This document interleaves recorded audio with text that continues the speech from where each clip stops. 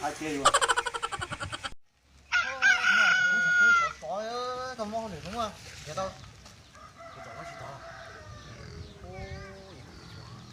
Cái tao cũng để thêm không? Dạ, nhìn cái tay này à? Thấy chưa nào?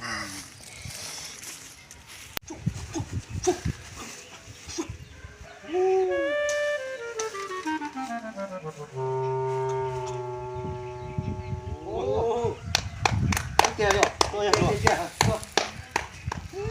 Tổng kế nó là nhỏ lắm quá. Xin nó ra, muốn chưa?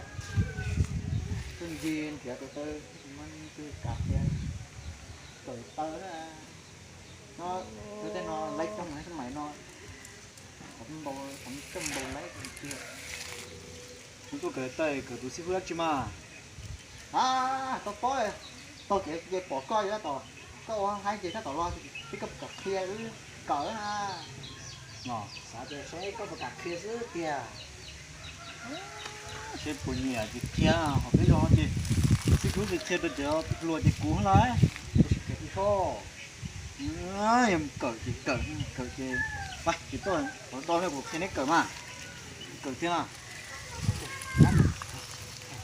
thà ý vậy nó không thích cỡ tôi lấy cỡ cái tay cho một tê thôi chả cỡ tôi thế y nó kêu của tụi nó ok nó ok nó to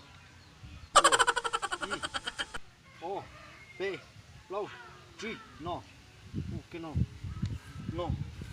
chop no 오, 지금 깡패요. 오, no. 너 그냥 이거 럭다요. 그거 안 나요. 이거 됐다. 이거 지금 용호.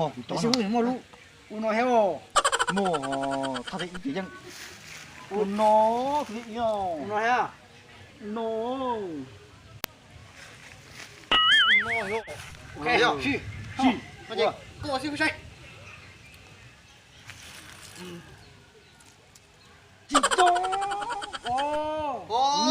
nó về chứ có phải có củ ua nó về không nó ừ nó đi món nó ô chị nó về không chị mà nó về không ô chị có con chứ sao nó chị mà nó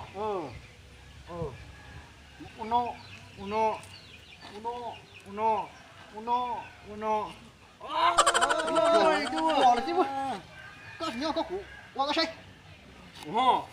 uno bây giờ uno kì nó bây giờ rồi đồ kia con ơi đồ kia con lấy ra uno heo mày luôn đồ kia đi co chứ thì co uno thì nó ô giờ nó hay à nó to rồi nó to gì nó là nhân cha nó to na wow cái sao đấy nó giờ nó sẽ sửa nó wow to nó hít bỏ mà chúc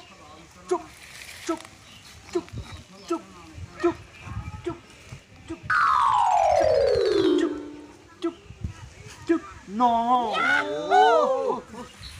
chị vừa nó về không chị nào nó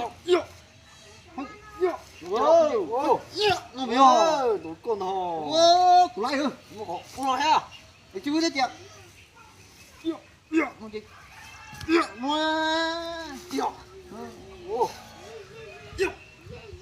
no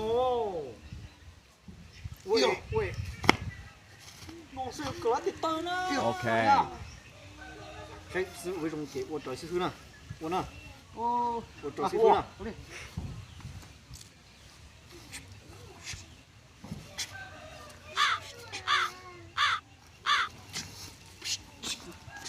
đi tao nó đi rồi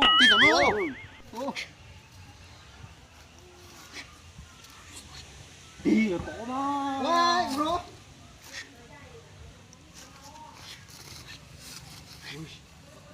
ôi nó ha. tôi lấy. Lấy gì rồi? Lấy rồi. Lấy thì chỉ giáo sư thấy cho, đồ giáo sư khiến à. Nói gì đó? Đồ đâu? Đâu à? Hay. Tí nó mà. Tí nó. Tí đó mà. Quay, cái gì nó quay, nó có thể chứ. Đồ giáo sư khiến à. Nó. Bây giờ. Đi. Bây giờ. Tao. Trời ơi. Tối lần tao mà tối lần mẹ. Ôi, thì mới cái gì có ứng tàu đấy. Cái đó tao nó tua nè. Tao mày lấy lần câu à. Ô, lấy là hả? Lấy là. Nó biết rồi. Nó đi. Nó. Wow. Nó. Ô, hay rồi. Thôi rồi. Nè, ở lần đồng đầu sư phương cho.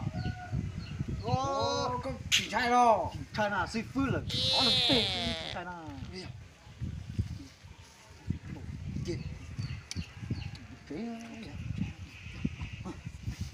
Đâu?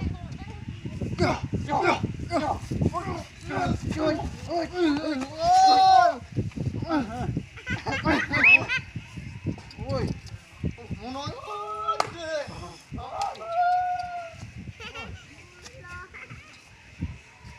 cả câu nó câu lúa xưa nhiều tụ cực tàu